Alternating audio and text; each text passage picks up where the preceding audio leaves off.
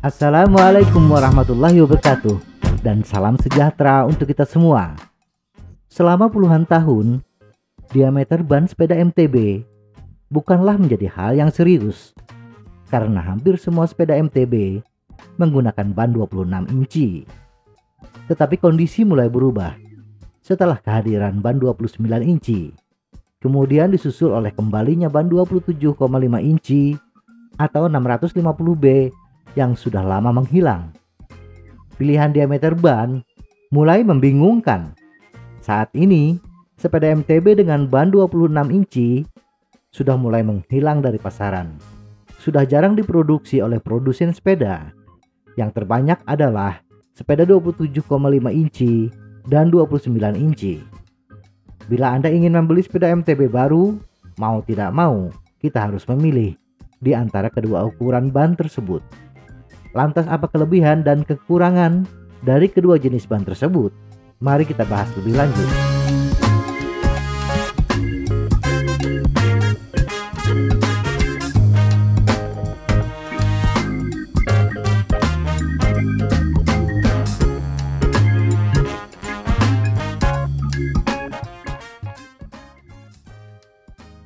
Percepatan.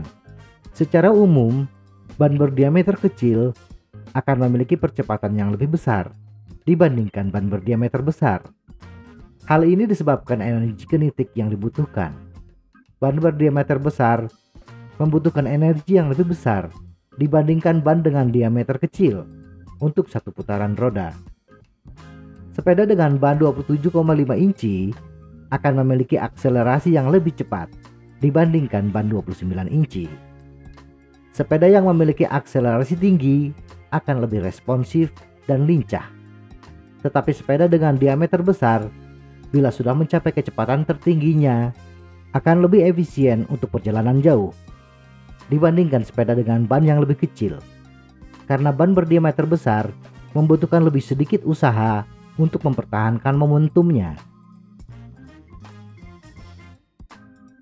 Traksi. Gaya traksi yang besar dibutuhkan oleh sepeda MTB untuk menghadapi medan yang licin dan gembur.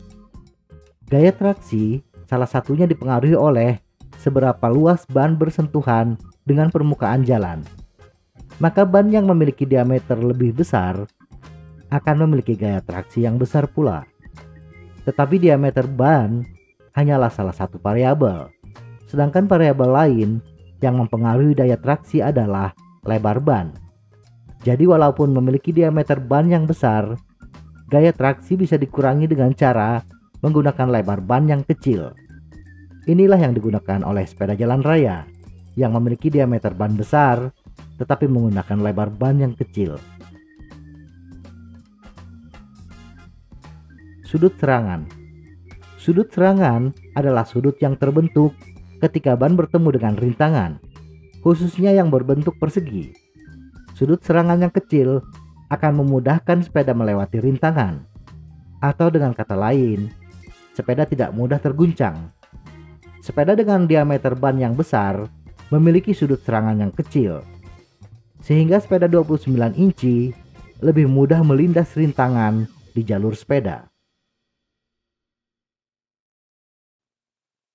Bobot. Sudah menjadi kewajaran, sesuatu yang lebih besar pastinya lebih berat. Sehingga ban 29 inci akan lebih berat bila dibandingkan dengan ban 27,5 inci. Bertambahnya bobot ban akan menambah bobot sepeda secara keseluruhan. Bila Anda bersepeda hanya di jalur datar dan mulus, bobot bukanlah masalah yang besar. Tidak terlalu mengganggu perjalanan Anda. Berbeda bila Anda mengikuti balapan atau perjalanan yang jauh. Bobot akan menjadi satu perhatian khusus. Anda bisa mengurangi bobot sepeda dengan menerapkan ban tubeless atau menggunakan rim berbahan ringan seperti karbon. Manuver. Menghadapi medan off-road yang berliku, banyak belokan yang tajam, tentu membutuhkan sepeda yang lincah, mudah dalam bermanuver. Sepeda dengan ban yang lebih besar tentunya akan memiliki wheelbase yang besar pula. Sepeda dengan wheelbase yang panjang akan terasa sulit dikendalikan ketika di tikungan yang sempit.